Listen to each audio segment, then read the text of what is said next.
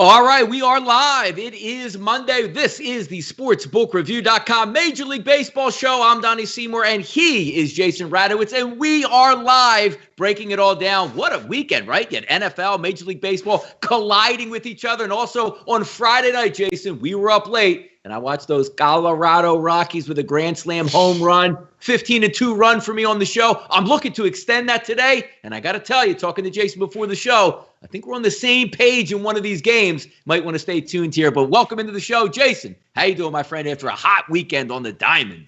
Yeah, I mean, hot weekend on the Diamond and in football. Crazy. We have all these sports back. It's so much fun. But yeah, MLB been really hot as of late. And like you said, we have a play together that if you combine for that little maybe trifecta there, yeah, you might be on your way to a nice little payday. I love trifectas, and we should be lining up well. And interesting, because when we set up the Monday card, which actually when we do the show, it comes on Friday, it looked like a tiny card, but obviously we knew that there's going to be some double headers, and we're going to get to every single game on the card today. Welcome in the chat box, Sabino, C. James, Lamont, Elliot, Dom, Ron, Jay, Landon, Cody, Ashworth, Elliot V, Randy, sorry. Here we go. We could kick it off, but before we do that, you guys have been really good to us. 67,600 people now have subscribed to the channel. That's up at least a few hundred from last week alone. Also, if you missed the show, if you need any other information on Major League Baseball, including all Jason Radowitz's write-ups, they're right there at sbrpicks.com/MLB. Jason, why don't we start the show? We're going to start off at a 4 o'clock game, not the Phillies game, but let's take a look at the first end of a doubleheader between the Pittsburgh Pirates and the Cincinnati Reds. On your rotation, that's 951, 952, about 6 out of every 10 tickets here coming in on the Reds, but you're going to pay a heavy price. Opened up offshore at SPR odds, we're about 270, still sitting in that range. 6s across the board as the over-under, and looking, obviously for me, Jason, it's too high of a price to pay, but when you take a look at the pitching matchup, you do get a clear pitching advantage. And I do think those Cincinnati Reds bats will come to life. I'm looking at the team total for the Reds in the first game at 3.5. It is juicy at that -135, -140s at DraftKings, but I do think it's worth it. I think they get to 4 runs in this one, but it is a heavy price to pay here in a 7-inning game. Yeah, I love Trevor Bauer. 1.74 ERA, 2.87 FIP. His strikeouts are really high. His walks are really low. Yeah, he's allowing some hard contact here and there, but you're relying on the Pirates to get that hard contact, and I don't think they're going to get too much of it. So I like the Reds here at -1.5. I think Bauer definitely holds the Pirates, down in this one. Do I think that the Reds can score 7 runs in this game? Probably not. So I'd probably say Reds -1.5 and under 6.5 in this game. But I can't disagree with the Reds over their team total. But if I'm looking at the entire total, yeah, I don't see the Pirates scoring any runs in this game.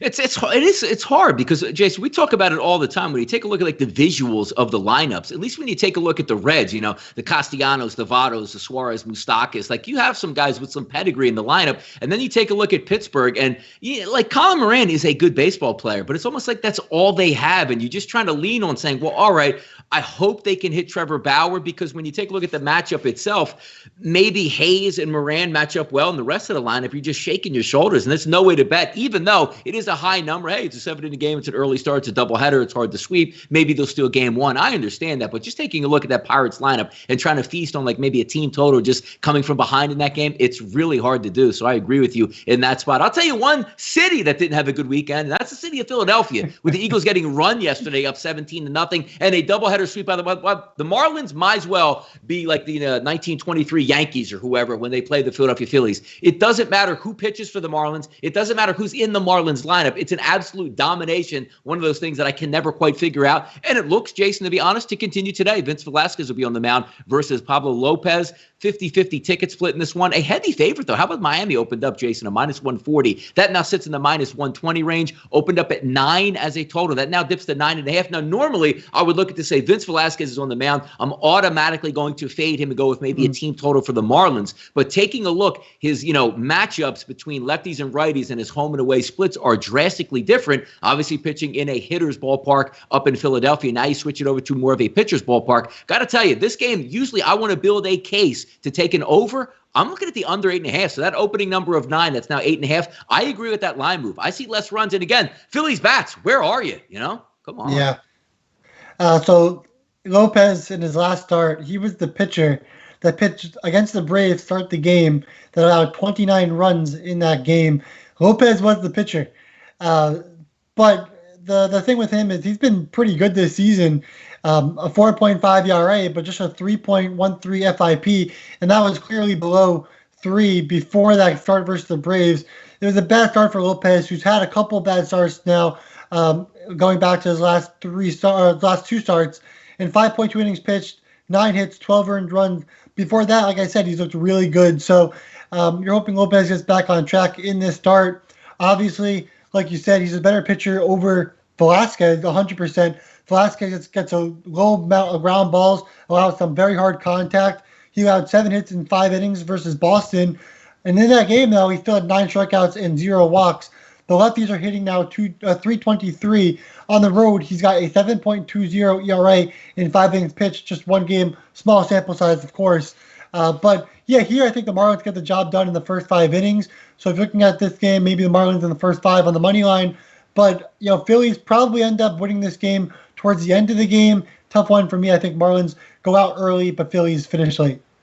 I hope they do, and for the sake of making the playoffs, you can't. These are the games that you have to win. When you're loaded up against the Marlins, you're supposed to win these series, not get absolutely dominated and find yourself in third place when you could possibly have an easy hold on second place in the division. So we'll keep an eye on that for the NL East. Let's keep it moving in the NL East. We actually have an interleague matchup here, 9:55, 9:56. That's the Atlanta Braves and the Baltimore Orioles. And on the mound, Touki Toussaint versus Lopez. 8 out of every 10 tickets are coming in early here on the Atlanta Braves. That's not really surprising. Taking a look, not a huge line movement, opened up about 156 offshore. Now we're seeing in that range of low 160s, depending on some of the New Jersey outlets, which are a little bit elevated into the 170s, and over-under opening up at 10.5, and actually seeing some places now downshift to 10. Sometimes when I look and I just see like that Atlanta lineup going against an average pitcher, it's almost like an auto bet yesterday, even going up against Max Scherzer, waiting him out, and really attacking. And the next thing you know, by the 6th inning with Max Scherzer on the mound, the Braves have 6 runs. And I believe, Jason, yesterday's team total on the on the Braves closed like 3.5 with some juice. So they easily hit that number. Now, for me, the Washington Nationals, that's another story for another show. I'm not going to get into that. But just today looking, obviously you have that dominant bat. But here's the problem I'm having with the Baltimore Orioles.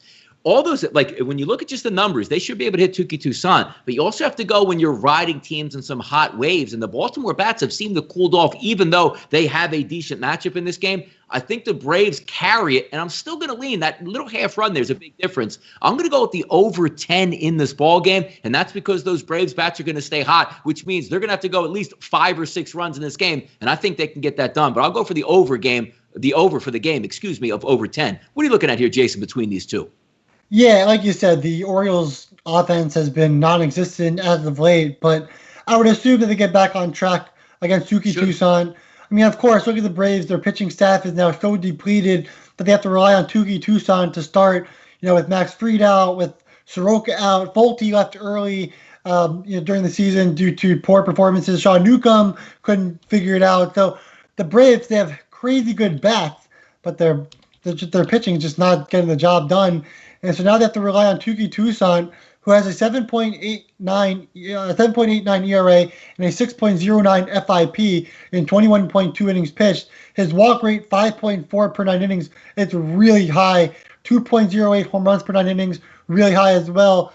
I expect the Orioles to score some runs in this game. When it comes to Jorge Lopez, he's not a terrible pitcher, 6.38 ERA, but his FIP is a lot lower at 4.47. He's had some really bad starts, but he's also had some starts where he's put together some solid outings. So the Braves will probably get going towards the later half of this game. I think the Orioles get the job done early, and I'd even look at Orioles in the first 5 innings at plus money. I think there's a chance there for the Orioles. I know their offense has struggled, but the Orioles at home against the Braves, why not get that lead early in the first 5 innings? I think it's possible against Touki Toussaint. Yeah, before that last series, going back to an NL East team that the Baltimore Orioles were playing, they were notorious for some quick starts against the New York Mets. We'll see if that goes on. But just take a look at the Braves lineup. Like, you see them every day scoring so many runs, and it really matches up. Like, it's almost off like a cereal box, if you will, for the ISO numbers. Like, matched up against right-handed pitching. Acuna, 407. Freeman, 357. Ozuna, 236. D'Arnaud, 280. Swanson, 213. Markakis, 160, which is still above the league average. Duvall, 360. Riley, 197. And Albert Albie's 184. Every single batter in the lineup tonight is above average ISO, and some even off the charts. So when I look at that, I just say, man, those over-unders, you're good luck. If you're going to take an under, you're going to leave what, 12, 13 guys on base in order to get that. So I'm going to lean towards the over in that spot. Atlanta's just been really hot in a pitcher's ballpark, but also keep in mind for this game, wind blowing in at about 10, 11 miles an hour. So you're not going to get that bump of 90 degrees and a light wind blowing out. It is coming in today. Let's get it going. Maybe the game of the day, I should say, 959, 960. Minnesota and the Chicago White Sox. Barrios on the mound versus Dylan Cease. 50-50 ticket split in this one. And how about Barrios opens up as a minus 115, now sitting in around a 140, and an over-under that opened up at 9 now sits at 9 across the board. And as Jason and I preluded to coming into the show, this game has some pretty good matchups in it because you're not going to get too many teams with dominant lineups that are going to line up versus these two pitchers. Now, if you're looking for pedigree, of course, Barrios is the better pitcher, but it also comes down to the number. You're not saying, hey, they got to get 8 runs off Barrios. The game total is 9 overall, so you're looking at a split of maybe 4 teams, or team total of 4 or enough with a little bit of juice for both sides. I actually like the White Sox in this game, not to win the game, but to go over the 9. And I like the bats of the White Sox, the way they match up against Jose Barrios, to get 4 runs. Because again, as I say, Jason, 3.5 minus 140 is out there for the White Sox, or 4 with about minus 105 juice. Which way are you looking at this game? You going Twins over here or what? Yeah, so I'm on the opposite side, but yeah. I agree with you 100% that this game is an over game. Both teams can get it. And like you always say, that trifecta is definitely intact here. So yeah, I got the Twins over 4.5 on the team total. I got it around minus 121. I know now I'm seeing some sports books putting that 5.5 there with some heavy juice at like plus 120. Of course, I'd rather 4.5 at minus 120 if you can get that. Will I say no to the 5.5 with extra juice? No, I mean, you're getting good value there with the extra juice at, plus, 120 or whatever that might be. There's value there. I'd rather 4.5 and have that at minus 120. But here's, my thinking.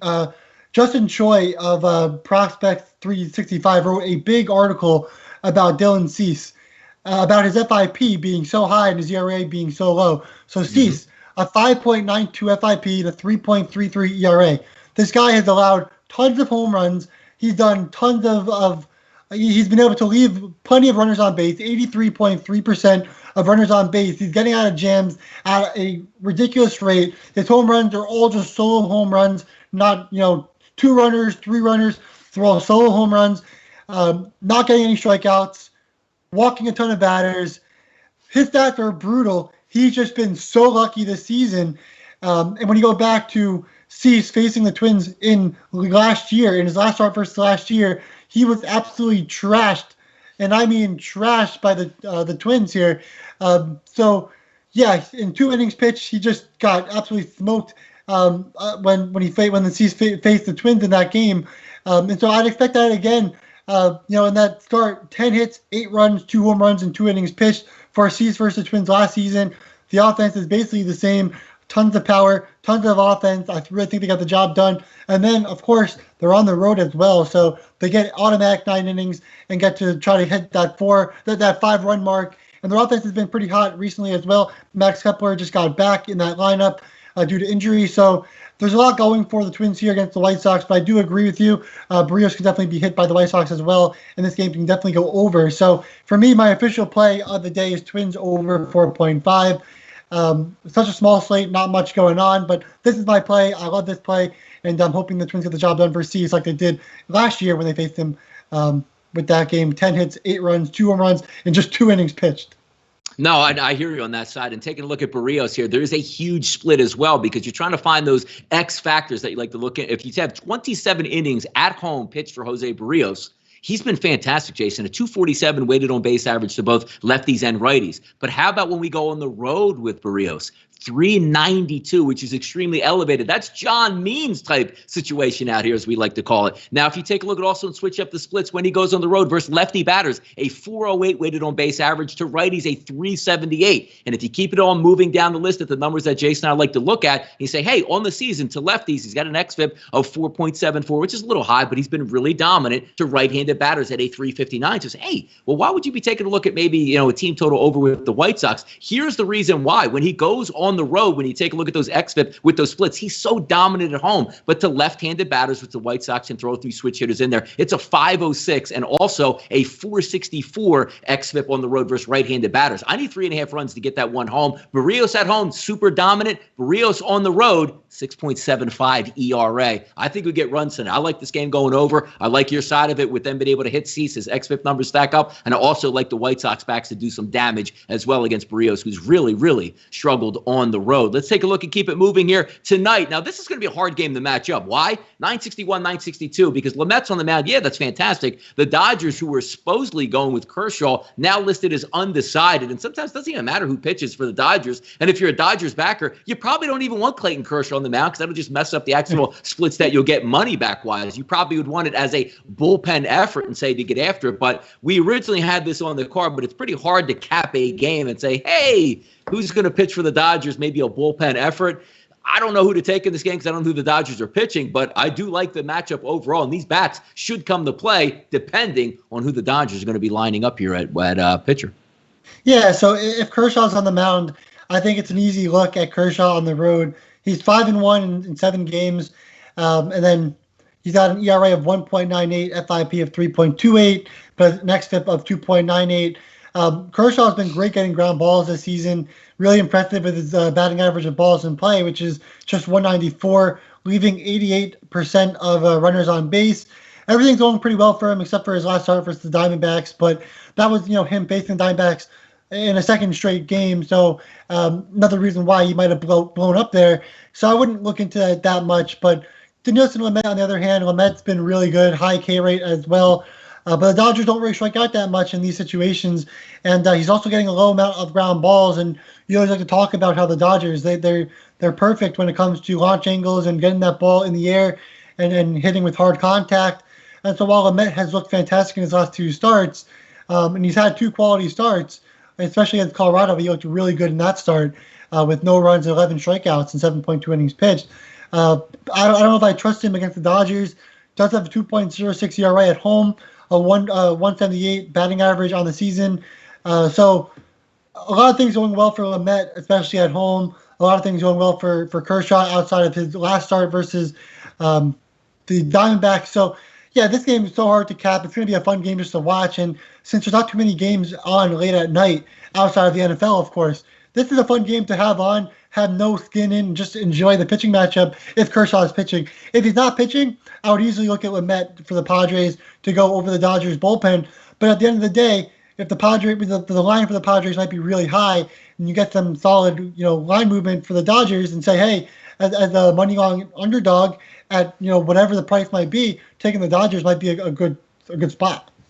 Yeah, 2 talented. I mean, regardless who's going to be pitching for the Dodgers, that's going to be 2 talented lineups of really getting after tonight. And I see a lot of chatter in the chat box as well about the NFL coming on tonight. Yep, there is a doubleheader Monday Night Football. And we are also going to have a live betting show tonight on Monday Night Football. It's going to be me, Flash, and Kyle. We will hold it down, opening up at about 6:45, getting you ready for that 7:10 kickoff. We're going to stay on the channel for the entire game. So come and say hello in the chat box. We'll go over some plays. We'll talk about some synopsis and just really break balls and have some fun, typically what guys do on Monday Night Football. So join us then. But let's get back to the card today. A lot of doubleheaders here still left, and we're going to take a look at St. Louis and Milwaukee, 9:57, 9:58. St. Louis and Milwaukee, Kim and Lindblom on the mound. 7 out of every 10 tickets here coming in on the Milwaukee Brewers, but it's a light favorite here. St. Louis opened up around that pick'em range, still staying in there. You could get 113s, 114s, 115s across the board. It's the favorite for Milwaukee. Over under this game, 6.5. I don't have much on him. I mean, you take a look at Kim, lower ERA, higher xFIP, so you're just waiting for him to get hit. But again, it's one of those things where, yeah, we have a lefty going up against Milwaukee. That's where you want to take him, but it is what it is, really, when you match those up. I have a slight lean towards Milwaukee in this game, but no real feel for it here, Jason.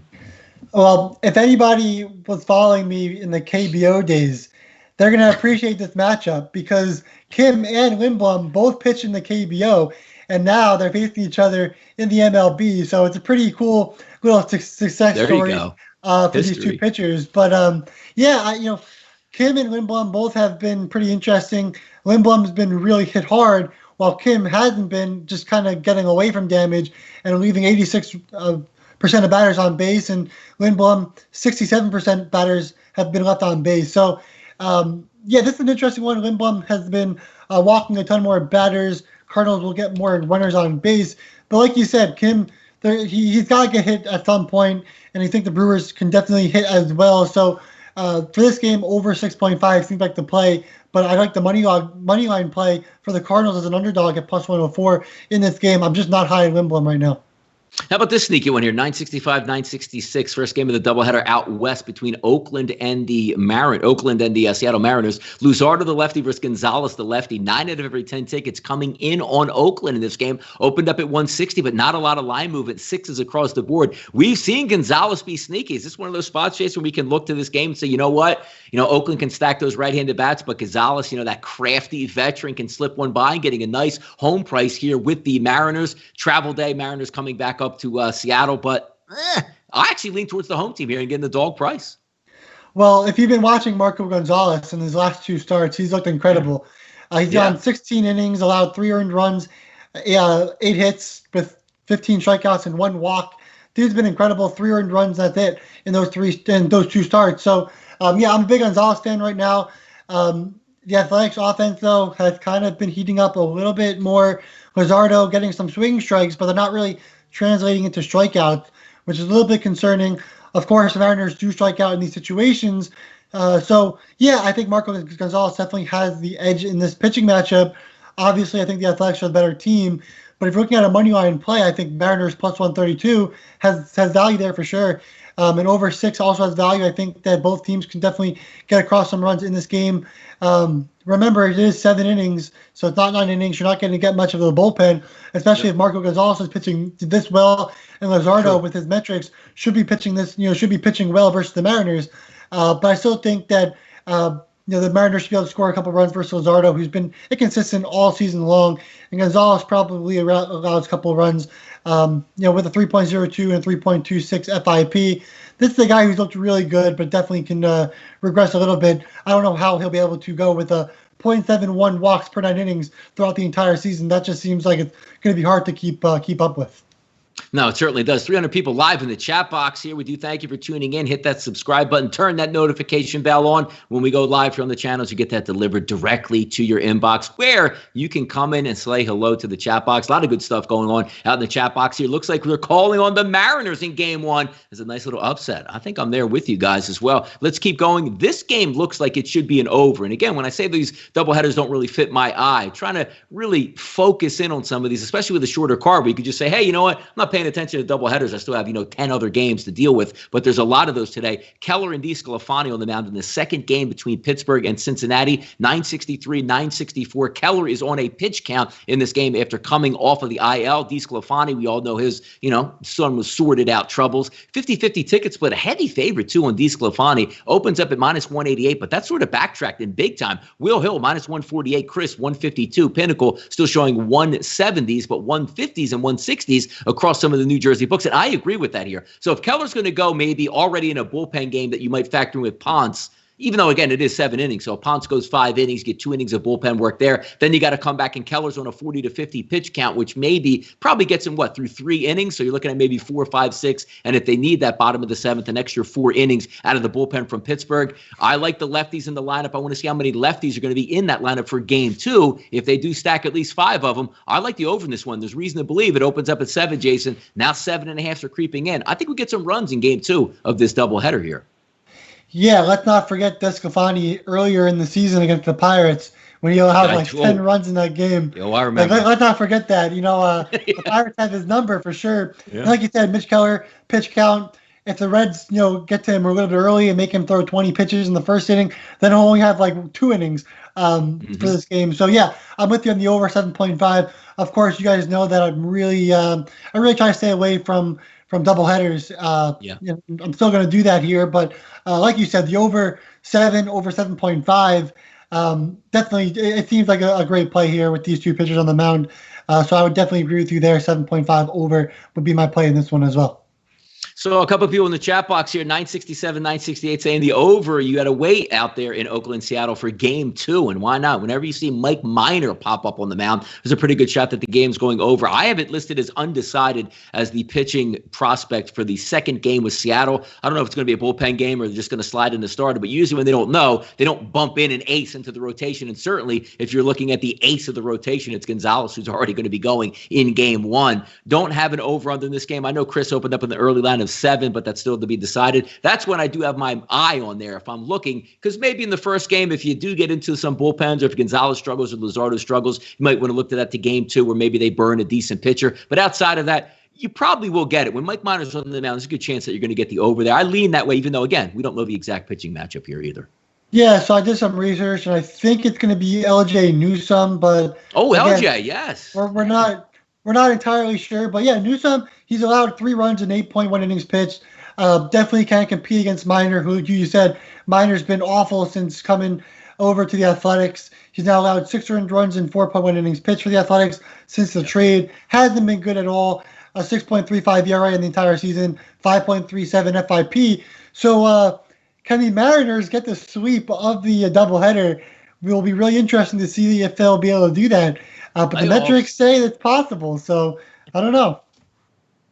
No, I agree. Look, how about if they swept? Like, if the Mariners end up making the playoffs and my Philadelphia Phillies and obviously your New York Mets don't make the playoffs in this shortened season where everybody should be making the playoffs, that's going to be pretty wild here. Last game of the day, second part of the doubleheader, St. Louis and Milwaukee, Ponce de Leon versus Burns. Burns opens up as a minus 190, and that's creeping up to minus 200. If you say, hey, it's just a live dog, I want to take, St. Louis, you got to look at some of the numbers that you're going to deal with. Daniel Ponce de Leon, 7.47 ERA, 7.93 FIP, 602 xFIP, 567 Sierra. You should get some runs in this ball game. But again, it's trusting that Milwaukee lineup to deliver those runs. It's too high for me to just say Burns is going to win. But I have to say, Milwaukee as a team total is a spot that I would be looking towards, because if you can't hit these 2 pitchers on the mound today for Milwaukee, just go home for the rest of the season. But I do think game 2, it lines up a little bit better here for the Milwaukee Brewers. Yeah, Corbin Burns really hasn't gotten as much love as he probably should. His ERA is extremely low. FIP is really low. Strikeouts are really high. His walk rate's also high, but when you compare it to Ponce de Leon, it's not even close to being high. So, yeah, for me, I think Brewers over on their team total has to be the play in this one. I know their offense has been a little off, but especially if they don't hit against the Cardinals in the first game against Kim, if they struggle to score with runners on scoring position, I think they'll definitely get the job done in the second game. So maybe look out and see how that first game goes. Look at that second game and say, okay, the Brewers, they struggled in the first game. Maybe they can definitely hit in the second game and score some runs. I don't expect them to really be so bad in both these games. It'll just be one. And if it was going to be one, it'll probably be against Kim in the first game. So I think that the Brewers will definitely score in the second game off of Ponce de Leon. So watch that first game, see what happens, watch the outcome, look at the lineups, and then decide on the Brewers. But if I were to take the game, it would be Brewers over on the team total for sure. 27 minutes, Jason. We are through the entire card. Information on both ways, designed to make you a better gambler in Major League Baseball. But everybody waits for the end of the show. Why is that? Because now it's time to get out the wallet and start making that cash. I'm 15-2. It's been a while, man. 15-2 in these team totals and totals. And again, we only go over. Why, Jason? We only go over because if you hit an under, you only got lucky. So let's see if we can expand on going 15-2. And me and Jason are going pretty much to the same game here. So all eyes are going to be focused. Yes, I will have one eye on Monday Night Football and the other one on this game here in the windy city of Chicago on the south side. Now, I'm going to take the team total. I took it. Now, here's again. I did this last week, and I'm going to do the same thing. I took this game at 3.5 minus 140 as a team total over for the Chicago White Sox. I already gave out the statistics and what we like about this game. But I know most of you might not have the option to buy it down and get the 3.5. So I'm going to roll with you guys. I'm going to go 4 minus 105 team total over for the Chicago White Sox. When I wake up tomorrow morning, I want to be 16-2 in my last 18. I'm going with those White Sox team total over 4. Jason, best bets and bankers, take it away, buddy. Yeah, so like you guys know, it's a really light card, not much going on, plenty of doubleheaders that I always stay away from. So just one game, so you could kind of enjoy this game and enjoy football as well. For me, just Twins over 4.5 on the team total. Of course, like I said, I got it at minus 121 last night. Now I'm seeing other sites now definitely like have that 5.5 with boost of the juice there at around plus 120, all that kind of stuff. So do I think 5.5 will hit? Of course I do. Do I like 4.5 a lot better? Of course I do. So 4.5 for me, over 4.5 for the Twins at minus 120. It's a banker. It's an official play. It's the only play in the MLB, but we're going to cash that and continue the streak in the MLB. No, we are definitely going to do that. And by the way, when it's the ninth inning, it's 5-5. We're all going to sit back, relax, and say, who gives a damn who wins the game, because we already won the game. So good luck to everybody out there. If you're going to ride with us or not, we are certainly hot. Jason had a great weekend. We've had a great season overall right here on the Major League Baseball show. A lot of fun. Still have a couple weeks left in the regular season. And the good part about it, too, is when we get to the postseason, it's not going to be like one game a day. It's an expanded roster in the postseason. Obviously, with teams getting in, we'll have a lot of fun and carry it through right at least till, deep into the playoffs, or who knows, maybe even the World Series as well. But we want to thank you guys for sticking with us. 300 people watching live in the chat box. Over 67,600 have subscribed to the channel. We do thank you. If you came to the show late, guys, I missed out. What did you pick in the Philadelphia Phillies Miami Marlins game? Hit that link below, SBRpicks.com/MLB, for all your information designed to make you a better Major League Baseball gambler. I'm Donnie Seymour. He's Jason Radowitz. We are SportsBookReview.com, and this was your Major League Baseball show for Monday. Good luck.